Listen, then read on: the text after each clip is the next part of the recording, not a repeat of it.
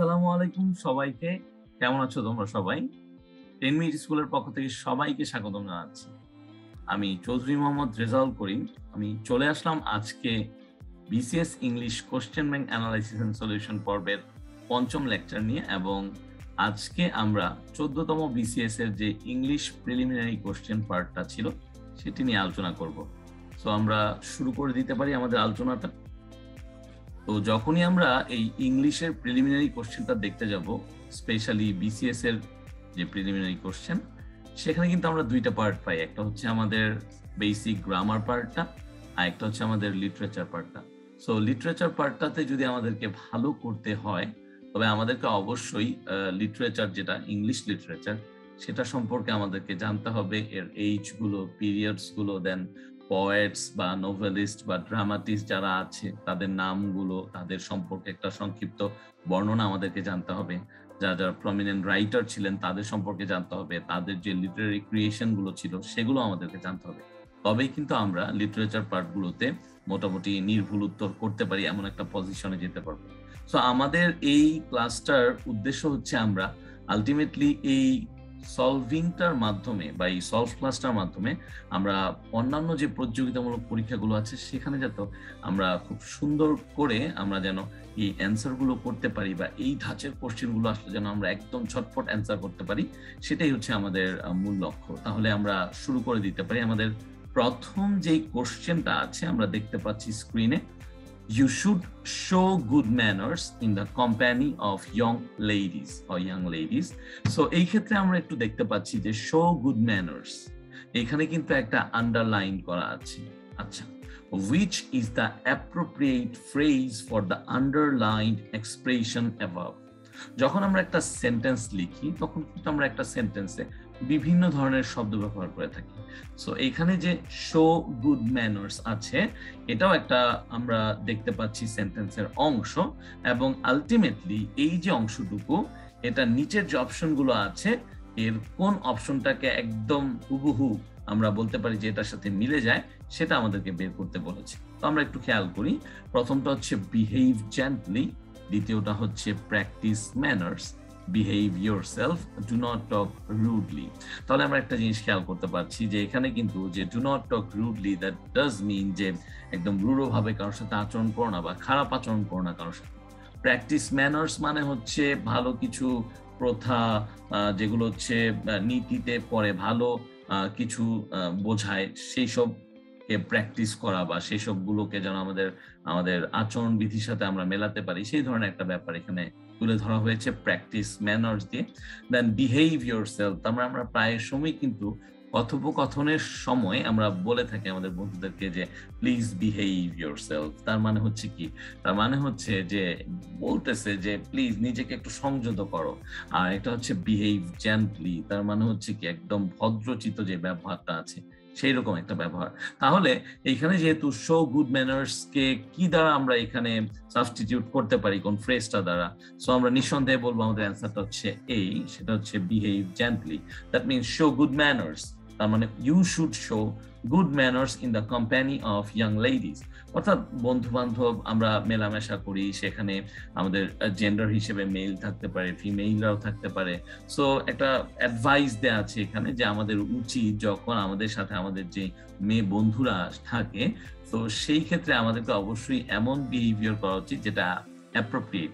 কারণ ইনঅ্যাপ্রোপ্রিয়েট বিহেভিয়ারটা কিন্তু আসলে অনুচিত। তাহলে সেই ক্ষেত্রে বিহেভ জেন্টলি হচ্ছে এটা একটা প্রপার, এই এক্সপ্রেশনটার জন্য একটা প্রপার ফ্রেজ। আমরা পরের কোশ্চেনটায় চলে যাই। আমরা দেখতে পাচ্ছি the invention of computer has turned over a new leaf in the history of modern technology. তো আমরা সবাই জানি যে কম্পিউটারের যেই আবিষ্কারটা, এটা কিন্তু একটা অভূতপূর্ণ আবিষ্কার, এবং আলটিমেটলি কম্পিউটার একটা এমন একটা টেকনোলজি যেটাকে ইউজ করে আমরা কিন্তু অনেক জটিলতম কাজও করতে পারছি। তো যেটা কিনা শুরু হয়েছিল ক্যালকুলেশনের জন্য, সেটা বর্তমানে মাল্টিটাস্কের জন্য আমরা ইউজ করে থাকি। সো এই ক্ষেত্রে কোশ্চেনটা কি আসছে? Which of the following is nearly the same in meaning to the italicized idiom above? তাহলে এই যে আমাদের ইটালিক একটা ফন্টের কথা এখানে বলা হচ্ছে বা একটা ইডিয়মের কথা বলা হচ্ছে। আমরা ফ্রেজ এন্ড ইডিয়মস এর কথা জানি, ভোকাবুলারি, বেসিকলি সিনোনিম, অ্যান্টোনিম এবং ফ্রেজাল ওয়ার্ড গুলো খুবই ইম্পর্টেন্ট, বা ফ্রেজ এন্ড ইডিয়মস গুলো আমাদেরকে অবশ্যই এগুলোর উপর একটা ভালো সম্যক ধারণা রাখতে হবে যদি আমরা এক্সামগুলোতে ভালো করতে চাই। তাহলে এই যে ইটালিক ফর্মে লেখা অংশটুকু, তাহলে আমরা একটু খেয়াল করি।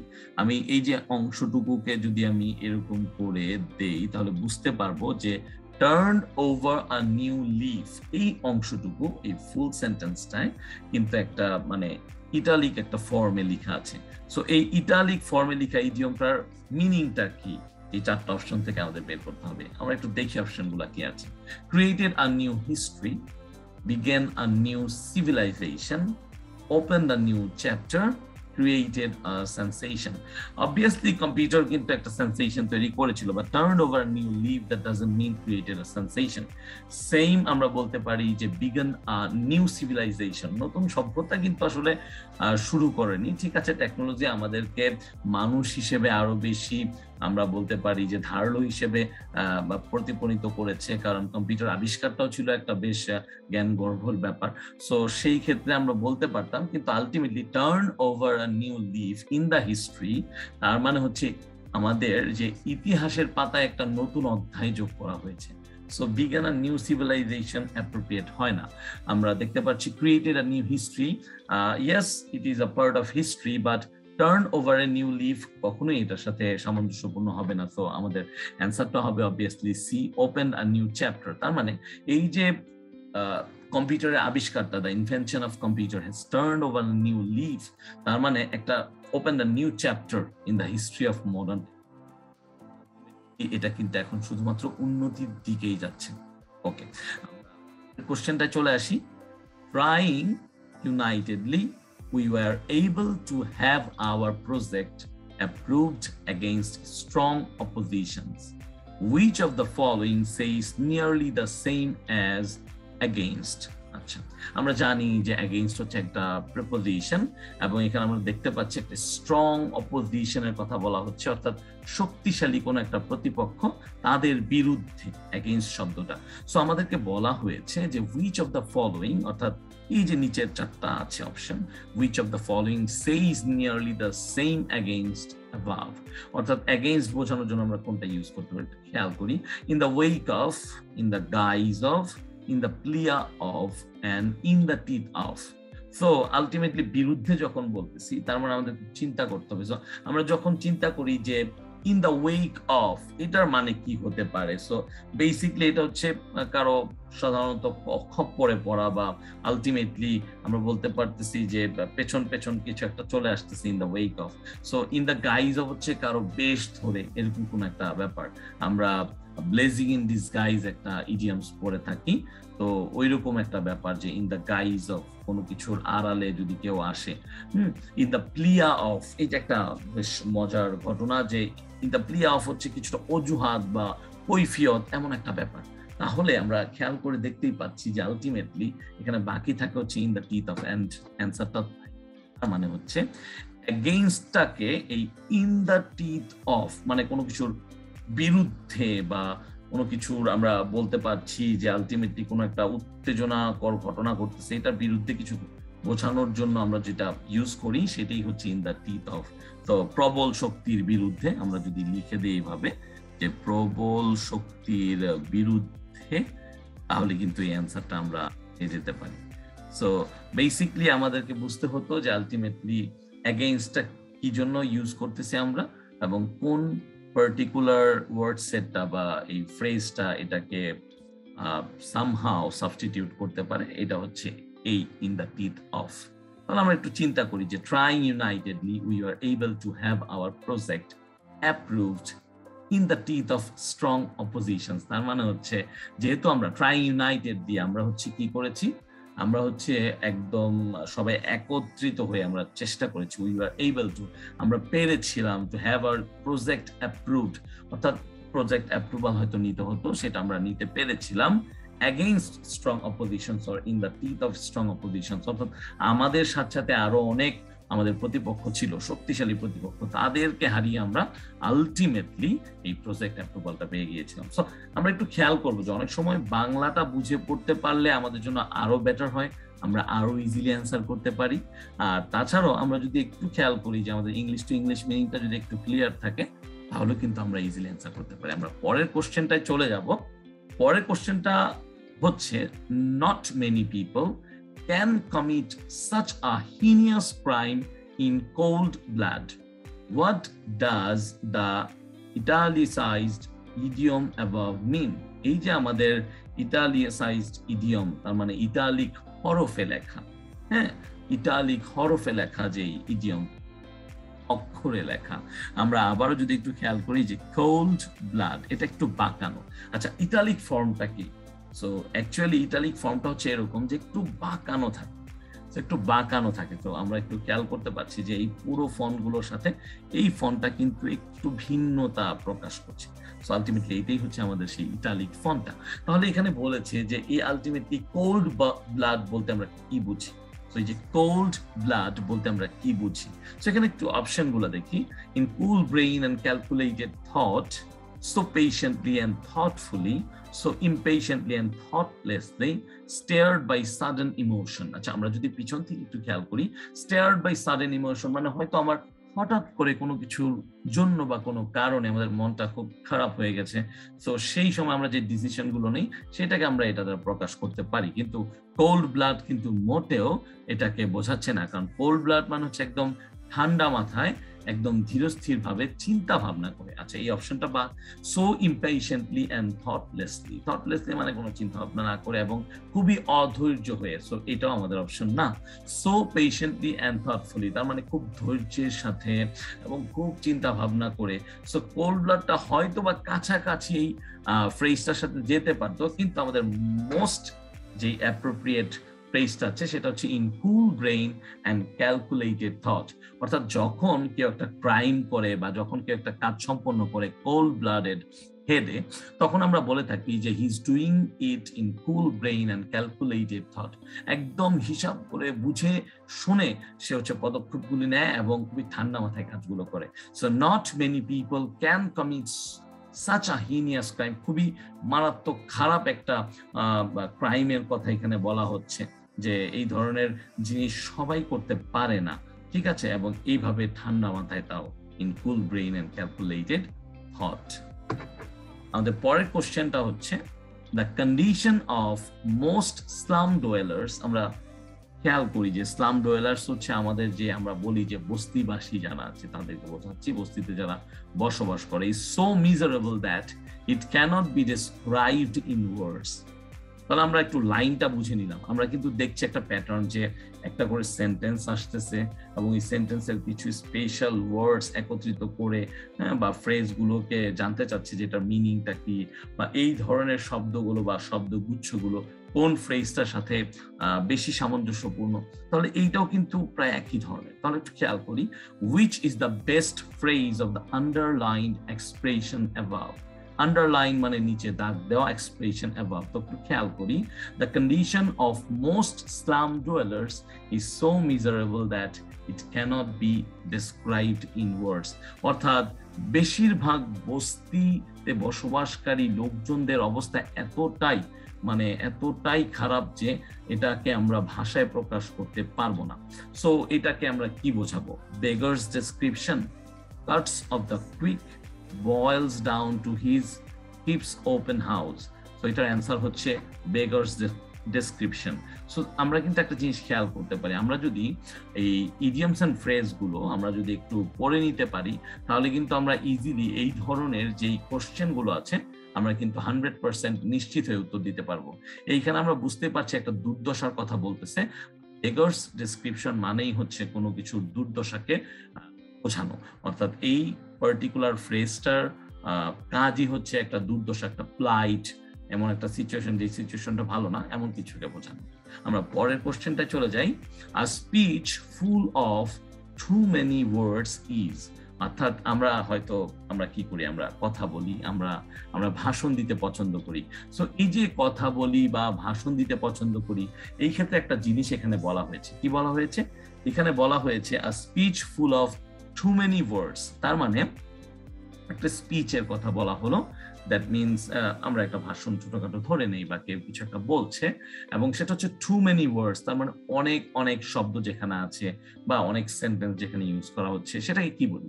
আ বিগ স্পিচ, অর্থাৎ অনেক বেশি শব্দ আছে, সেন্টেন্স আছে, তাই এটার নাম বিগ স্পিচ না, একদমই না। অ্যান আনইম্পর্টেন্ট স্পিচ, অনেক কথাবার্তা বলতেছে, আননেসেসারি কথাবার্তা বলতেছে। আনইম্পর্টেন্ট হতে পারে but ultimately phrase and idioms এর ভাষায় এটাও হয় না, সো এটাও ভুল। অ্যান আনইম্পর্টেন্ট স্পিচ কখনোই হবে না। দেন মেইডেন স্পিচ, আচ্ছা মেইডেন স্পিচটা হচ্ছে আমরা প্রথমবারের মতো যখন কোন একটা স্পিচ দেওয়ার জন্য কোথাও আমরা দাঁড়াই বা আমরা স্পিচটা ডেলিভার করি, সেটাই হচ্ছে আমাদের মেইডেন স্পিচ। তাহলে আলটিমেটলি অ্যান্সারটা হবে আমাদের এই ডি, ভার্বোজ স্পিচ, অর্থাৎ এমন একটা স্পিচ যেটার ভিতরে অনেক বেশি আননেসেসারি ওয়ার্ডস আছে, আননেসেসারি সেন্টেন্সেস আছে, যেটা না থাকলেও হতো। এই পার্টিকুলার যে মিনিংটা আছে এটা মূলত এই ভার্বাস স্পিচ, যেটা সেই ফ্রেজ এন্ড ইডিয়মস এর ক্ষেত্রে। পরের কোশ্চেনে চলে যাই। To meet travel half way means, অর্থাৎ এটা একটা মজার একটা ঘটনা।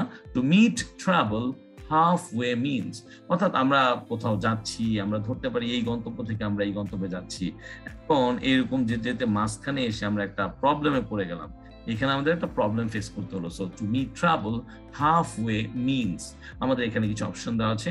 Two be puzzled, to get nervous, to be disappointed, to bear up. So এই পার্টিকুলার চারটার ভিতরে কি হতে পারে আমাদের অ্যান্সারটা? আমাদের অ্যান্সারটা হতে পারে টু বি পাজলড। কেন? তার মানে হচ্ছে হতবিহ্বল হয়ে যাওয়া বা হতবুদ্ধি সম্পন্ন হয়ে যাওয়া। অর্থাৎ ট্রাভেল হাফওয়ে মানে হচ্ছে কোনো কাজ করতে গিয়ে আমরা যদি মাঝখানে থেমে যাই বা আমাদের একটা বিরতি চলে আসে, তার মানে আমরা হয়তো বা একটা পারপ্লেক্সড সিচুয়েশনে আছি।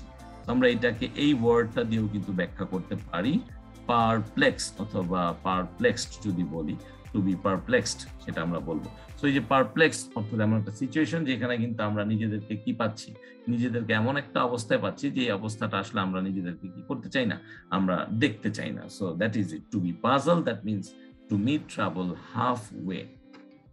আমাদের পরের কোশ্চেনটা হচ্ছে প্যারাডাইজ লস্ট অ্যাটেম্পটেড টু। আমরা দেখতেই পাচ্ছি এটা কিন্তু আমাদের লিটারেচার পার্ট থেকে কোশ্চেনটা এসেছে। সো লিটারেচার পার্টের ক্ষেত্রে আমরা জানি যে আমাদের যদি পোয়েটস যারা আছে, নোভেলিস্ট আছে, ড্রামাটিস্ট আছে, তাদের সম্পর্কে পড়তে পারলে, স্পেশালি তাদের লিটারি ওয়ার্ক গুলো বা স্পেশাল কিছু প্রমিনেন্ট রাইটার তাদের ওয়ার্ক গুলো আমরা যদি পড়ে ফেলি, তাহলে কিন্তু আমাদের এইসব কোশ্চেন অ্যান্সার করতে কিছুটা হলেও ইজি লাগবে। So paradise lost attempted to justify the ways of man to god, justifies the ways of God to man, show that the Shaitan and God have equal power. এটা হবে না, একদমই হবে না। Explain why good and evil are necessary. So basically Paradise Lost হচ্ছে একটা epic poem, এবং এই এপিক পোয়েমটার লেখার পেছনে উদ্দেশ্য ছিল আলটিমেটলি একটা খুব সুন্দর ঘটনাকে ব্যাখ্যা করার জন্য। এবং আমরা জানি যে খ্রিস্টানরা যেটা বলে অ্যাডাম এন্ড ইভ, আমরা বলি আদম হাওয়া, তাদের ব্যাপারে যে ধরনের একটা প্রচলিত গল্প খ্রিস্টানরা বলে থাকে, সো তাদের ক্ষেত্রে আমরা এটা খেয়াল করি যে ক্রিশ্চিয়ান কমিউনিটি যেটা বলে, সো ওই রকম করে একটা এপিক পোয়েম মূলত ওই ন্যারেটিভে তৈরি করা হয়েছিল। সো এই প্যারাডাইজ লস্টের যে থিমটা ছিল, ওই থিমটা ছিল খুব easy, justifies the ways of God to man. So এইটা যদি আমাদের একটু মনে থাকে, আমাদের যে প্রমিনেন্ট রাইটার গুলো আছে, যে লিটারি ওয়ার্ক গুলো আছে খুবই ইম্পর্টেন্ট, হ্যাঁ বেসিক যে লিটারি ওয়ার্ক গুলো, এগুলোর কারণগুলো, অর্থাৎ আমরা যদি এগুলোর থিম গুলো সম্পর্কে একটু জানি, সামারি গুলো সম্পর্কে একটু জানি, এবং আমাদের পিরিয়ড গুলো যেগুলো আছে, এইজ গুলো যেখানে আসছে, হ্যাঁ এইজ গুলো আমি যদি বলি এলিজাবেথিয়ান এইজ, রোমান্টিক পিরিয়ড বা রোমান্টিক এইজ, এই ধরনের বিষয়গুলো, নিও ক্লাসিক্যাল এইজ, এগুলো সম্পর্কে আমরা যদি জানতে পারি, তাহলে আমাদের কিন্তু এই ধরনের মানে কোশ্চেন গুলো অ্যান্সার করা খুবই ইজি হয়ে যাবে, এবং এই ধরনের কোশ্চেন গুলো আমরা খুব সহজে অ্যান্সার দিতে পারবো। সো প্যারাডাইজ লস্ট, যেটা কিনা জন মিল্টন ওনার লেখা, এই জন মিল্টনের প্যারাডাইজ লস্ট ছিল একটা এপিক পোয়েম। আমরা পরের কোশ্চেনে চলে যাই। What is the meaning of the idiom a round dozen? তার মানে আমরা কিন্তু বলতে পারি রাউন্ড ডজন, তার মানে আমরা জানি যে এটা হচ্ছে 12টি, এরকম একটা ব্যাপার। So what is the meaning of the idiom around dozen? এখানে অপশন আছে little less than a dozen, little more than a dozen, a full dozen, and found about a dozen. So যেখানে আমরা রাউন্ড কথাটা use করতেছি তার মানে একদম মিলে যাবে এমন একটা ব্যাপার, একটু বেশি হবে না বা একটু কম হবে না। সো আমাদের অ্যান্সারটা হবে a full dozen, that means a round dozen. আমাদের পরের কোশ্চেনটা হচ্ছে কিছুটা এরকম, what is the meaning of soft soap? তাহলে এটা কিন্তু আগে বুঝতে হবে যে সফট সোপ মানে কি। আমরা জানি যে অনেকে তাদের উদ্দেশ্য হাসিলের জন্য অনেকে অনেক কিছু বলে, ফ্ল্যাটার করে, দেন হচ্ছে তাদেরকে ফুসলায়, বিভিন্ন ধরনের কথাবার্তা বলে তাদেরকে বোঝানোর চেষ্টা করে যে সে তাদের অনেক, এই যে তোষামদি করা বা কারো মোসাহেবি করা, এই জিনিসটাকে আমরা বলি সফট সোপ। সো আমরা একটু দেখি যে ফ্ল্যাটারি ফর সেলফ মোটিভস, অর্থাৎ কাউকে তেলানো নিজের উদ্দেশ্য হাসিলের জন্য, to speak ill of others অর্থাৎ কারোর সম্পর্কে খারাপ বলার জন্য, to speak high of others তার মানে কারোর সম্পর্কে খুব বেশি ভালো বলার জন্য, to recognize others good deeds অর্থাৎ অন্যদের যে ভালো কাজগুলো আছে সেগুলোকে বুঝতে পারা বা স্বীকৃতি দেওয়া। তাহলে আমরা বুঝতে পারতেছি এখানে অ্যান্সার কি হবে, 100% অ্যান্সার হবে প্রথমটা, যে ফ্ল্যাটারি অফ সেলফ মোটিভ। মানে ফ্ল্যাটারি ফর সেলফ মোটিভসটা হচ্ছে যে নিজের কোনো একটা কাজ সাধনের জন্য এইরকম ফ্ল্যাটারি মানে কোনো কিছু ছল চাতুরির আছে মানে অনুভব করা বা ছল চাতুরি গুলোকে আলটিমেটলি অবলম্বন করে, সেই ছল চাতুরি গুলো অবলম্বন করার জন্য যেই আমরা ফ্রেজাল এক্সপ্রেশন ইউজ করি সেটাই হচ্ছে সফট সোপ। পরের কোশ্চেনটাই চলে যেতে পারি, one who আনডিউলি forwards in rendering services for others is not generally liked in society. অনেক লম্বা একটা লাইন কিন্তু, one who unduly forwards in rendering services for others, তার মানে এখানে কিন্তু আলটিমেটলি আমাদের এই ওয়ানটাই হচ্ছে আমাদের সাবজেক্ট, এবং এটার কারণে কিন্তু এটা হচ্ছে একটা ইনডিফিনিট প্রোনাউন। সো ইনডিফিনিট প্রোনাউনের সাথে সবসময় যখন আমরা এই ধরনের প্রেজেন্ট ইনডিফিনিট টেন্স বসাই তখন কিন্তু আমরা এরকম হচ্ছে সিঙ্গুলার যেই ভার্বের ফর্মটা সেটা বসাই। So one who আনডিউলি forwards in rendering services for others is not generally liked in society, which of the following words represents truly the character of the person mentioned? অর্থাৎ এমন একজনকে বোঝানো হয়েছে যে আলটিমেটলি যে কেউ যদি আনডিউলি forwards in rendering services for others, তো আলটিমেটলি যেটা আমাদের আয়ত্তে নাই সেটা যদি কেউ নিয়ে আসার চেষ্টা করে কারোর জন্য, সেই ধরনের সার্ভিস গুলোকে ইন্ট্রোডিউস করা, is not generally liked in society, তাকে কিন্তু কেউ পছন্দ করতে চায় না। And which of the following words represents truly the character of the person mentioned above? So এখানে আমরা দেখি অপশন হিসেবে বেনিভলেন্ট, অফিশিয়াল, অফিশিয়াস, বিউরোক্রেটিক। তাহলে আমরা একটু দেখি অ্যান্সারটা হচ্ছে অফিশিয়াল। এখানে বেনিভলেন্টও হবে না, অফিশিয়াল হবে না, আলটিমেটলি অফিশিয়াস হচ্ছে আমাদের সেই অ্যান্সারটা। দ্যাট মিনস আমাদেরকে একটু বুঝতে হবে যে এটা আমাদের কি বোঝাচ্ছে আলটিমেটলি। সো এই যে ব্যাপারটা সেটা হচ্ছে যে এই ধরনের যে মন মানসিকতার মানুষ তাদেরকে এই ধরনের অফিশিয়াস বলা হয়। ওকে, আমরা পরের কোশ্চেনটায় চলে আসি। পরের কোশ্চেনটা হচ্ছে এইরকম যে what kind of man is quite the opposite type of supercilious? তাহলে এই যে সুপারসিলিয়াস এটা দিয়ে আমরা মানে কি ধরনের মানুষদেরকে বুঝিয়ে থাকি? এখানে যে অপশনগুলো দেওয়া আছে এই অপশনগুলো যদি আমরা একটু দেখি যে সুপারসিলিয়াসের যে অপোজিট মানে অ্যান্টোনিম, আমরা কিন্তু জানি যে আমাদের এক্সামগুলোতে, প্রতিযোগিতামূলক এক্সামগুলোতে আমাদের ভোকাবুলারি থেকে স্পেশালি একটা শব্দের অ্যান্টোনিমটা কোনটা বা সিনোনিমটা কোনটা বা অপোজিটটা কোনটা বা আমাদের যেটা মিনিংফুল কোনটা হতে পারে নিচের, এরকম একটা কিছু আসে। সো আমরা দেখি একটু পেছন থেকে, উইকড, হাউটি, ডিসডেইনফুল, অ্যাফেবল। তাহলে এই যে উইকড মানে হচ্ছে কি দুষ্ট প্রকৃতির, দুষ্ট কিছু।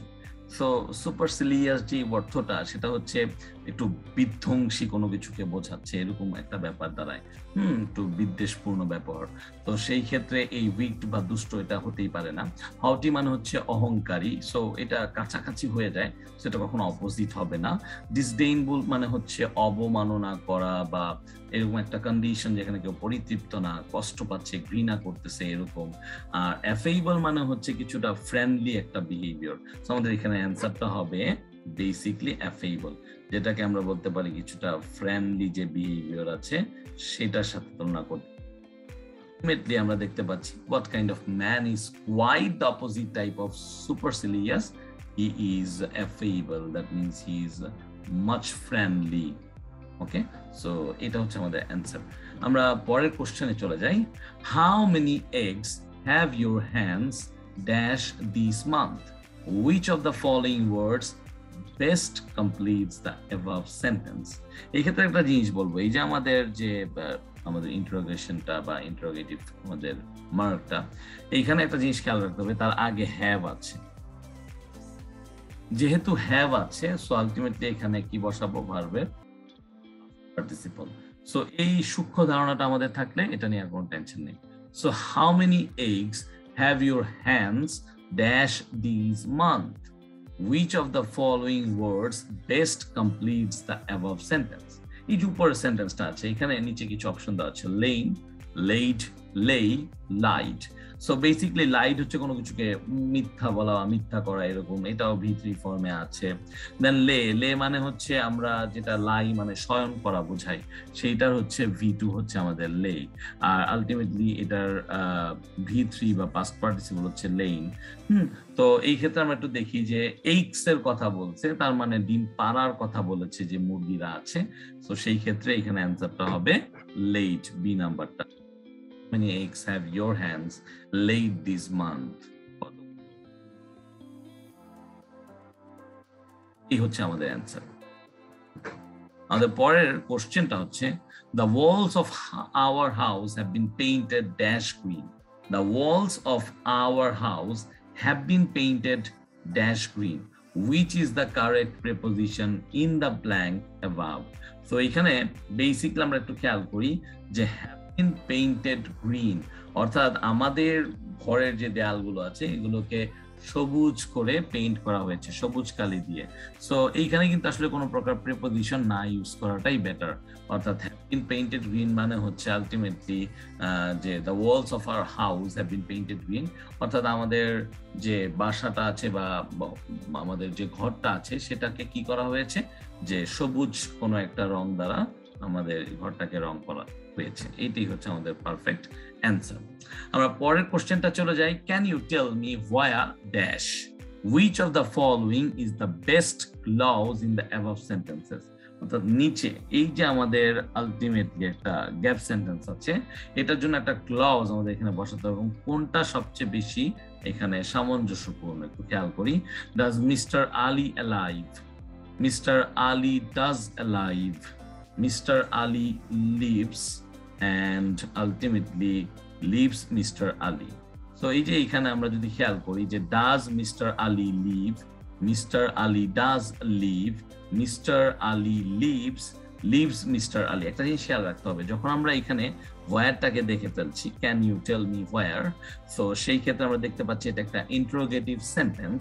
তো এইখানে অ্যান্সারটা হবে হচ্ছে আমাদের can you tell me where mister Ali lives. অর্থাৎ হোয়ার এর পরে কিন্তু আমরা কি করছি, আমরা এই প্রপার নাউনটাকে ইউজ করছি, অর্থাৎ একটা ডেজিগনেটেড নেম, একটা নির্দিষ্ট মানুষের নাম, এবং সেই অনুসারে কিন্তু আমরা কি করছি, লিভস লিখছি।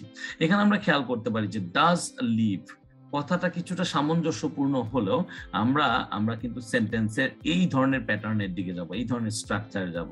আমরা কিন্তু মিস্টার আলী লিভস এর জায়গায় ডাজ লিভ বলতে পারি, বাট মোস্ট অ্যাপ্রোপ্রিয়েট অ্যান্সার হবে মিস্টার আলী লিভস।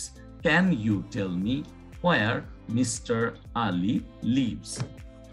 আমাদের পরের কোশ্চেনটা হচ্ছে what is the full name of the great American short story writer O Henry. তাহলে আমরা কিন্তু দেখেছি যে বিভিন্ন ধরনের ছদ্মনাম ব্যবহার করা হয়। একটা রাইটার হতে পারে সে একজন পয়েট, ড্রামাটিস্ট, অথবা হতে পারে একজন প্লে রাইটার। সো তারা যেটা করে তারা হচ্ছে নিজেদের নামে না লিখে একটু ভিন্ন নামে লিখে। সো এখানে আমাদের কাছে জানতে চাওয়া হয়েছে what is the full name of the great American short story writer O. Henry. So এখানে কিছু অপশন আছে, Walt Whitman, William Sidney Porter, none of the above, Mark Twain. আমরা নিঃসন্দেহে অ্যান্সার দিব হচ্ছে উইলিয়াম সিডনি পোর্টার। কারণ আমরা দেখেছি যে আমাদের বাংলা সাহিত্যেও এরকম ছদ্মবেশে ইন দ্য গাইজ অফ অনেকে লিখেছে। অর্থাৎ রবীন্দ্রনাথ ঠাকুর লিখেছেন হচ্ছে ভানু সিংহ নামে, শরৎচন্দ্র চট্টোপাধ্যায় উনি লিখেছেন হচ্ছে অনিলা দেবী, এরকম একটা নাম ছিল তার ছদ্মনাম। সো এই ধরনের ফুল নেম যাদের আছে তাদের কিন্তু ছদ্মনামও ছিল। সো ও হেনরি যে ছিল তার নাম ছিল মূলত উইলিয়াম সিডনি পোর্টার। আমরা পরের কোশ্চেনটা চলে যাব এবং আমাদের পরের কোশ্চেনটা হচ্ছে গ্রামার থেকে। Nowadays, many villages are lit dash electricity. জানি যে আমাদের বিদ্যুতের অবস্থা কিন্তু ভালো হচ্ছে, অর্থাৎ বিদ্যুৎ উৎপাদন ভালো হচ্ছে। তো সেই ক্ষেত্রে শহরে যে আমাদের প্রতিষ্ঠানগুলো আছে বা বাসাবাড়ি আছে, সেখানেই যে আগে শুধুমাত্র বিদ্যুতের সরবরাহ হতো আর অন্য কোথাও খুব কমই হতো, এখন সেটা কিন্তু প্রথাটা ভেঙে গেছে এবং ভিলেজগুলোতে, গ্রামগুলোতে, একদম প্রত্যন্ত অঞ্চলেও দেখা যাচ্ছে যে বিদ্যুৎ আমরা পাচ্ছি। So nowadays many villages are lit dash, তার মানে হচ্ছে যে বিদ্যুৎ দিয়ে তাদেরটা ছেয়ে যাচ্ছে বা তারা বিদ্যুতের ছোঁয়া পাচ্ছে। So which is the correct preposition in the above blank? এখানে অপশন হিসেবে with, by, from, on এগুলো দেওয়া আছে। তাহলে আমরা একটু খেয়াল করি, লিট উইথ ইলেকট্রিসিটি এইটাই হচ্ছে আমাদের অ্যাপ্রোপ্রিয়েট। গুলো আর অপশন দেখার দরকারই নেই, কারণ লিট উইথ মানে হচ্ছে কোনো কিছুকে সাধারণত বলা যায় যে যেটা অন করা হয়েছে বা সজ্জিত হয়েছে। So nowadays many villages are lit with electricity, তার মানে বেশিরভাগ গ্রামেই কিন্তু এখন আমাদের বিদ্যুতের যেই প্রসারটা গেছে এবং বিদ্যুৎ তারা পেয়েছে। পরের যে কোশ্চেনটা আছে, the second anniversary celebration of our college will be held on December 15. Which of the following is the correct phrase for will be held above? তাহলে আমরা একটু দেখি, একটা লম্বা লাইন আছে এখানে এবং বলেছে the second anniversary celebration of our college will be held on December 15. তার মানে আমাদের কলেজের যে দ্বিতীয় বার্ষিক যে এক ধরনের আমরা বলি যে একটা জিনিস যখন প্রথম তৈরি করা হয় তারপরে যখন এটা চলে আসতে থাকে ওই দিনটা এক বছর পর পর, সো এরকম অ্যানিভার্সারি আমরা সেলিব্রেট করে থাকি সাধারণত। সো এরকম একটা সেলিব্রেশন দ্বিতীয়বারের মতো কলেজে সেটা করা হবে ডিসেম্বরের 15th। So which of the following is the correct phrase for will be held above? তার মানে এই যে উপরের will be heldটার জন্য কোন নিচের কারেক্ট আমাদের ফ্রেজটা বা ফ্রেজাল ওয়ার্ডটা আমরা ইউজ করতে পারি। আমরা খেয়াল করি takes off, comes off, will bring about, will come round। আচ্ছা, will come round যখন আমরা ইউজ করি ফ্রেজাল ওয়ার্ড হিসেবে, তার মানে হচ্ছে আরোগ্য লাভ করা বা সুস্থতা লাভ করা। উইল ব্রিং অ্যাবাউট আমরা যখন বলি তার মানে হচ্ছে আলটিমেটলি কোনো কিছুর দিক পরিবর্তন করা বা কোনো কিছুকে ফোর্সফুলি চেঞ্জ করার ব্যাপারটাকে উইল ব্রিং অ্যাবাউট আমরা বলে থাকি। আমরা যদি খেয়াল করি যে আমরা টেক্স অফ বলতে কি বলছি, দ্যাট মিনস টেক্স অফ মানে কোনো কিছু উড্ডয়ন করা, কোনো কিছু উড্ডয়ন করতেছে, সো এটাকে আমরা টেক্স অফ বলি। সো আলটিমেটলি আমাদের একটাই অ্যান্সার থাকে, সেটা হচ্ছে কামস অফ। সো এই যে উইল বি হেল্ড তার মানে কামস অফ, সেটা হচ্ছে কোনো কিছু সংগঠিত হওয়া বা অনুষ্ঠিত হওয়া। আমরা যদি একটু লিখেও দেই যে সংগঠিত হওয়া বা অনুষ্ঠিত হওয়া, কিন্তু আমরা কি করতে পারি, আমরা আমাদের এই যেতে পারি।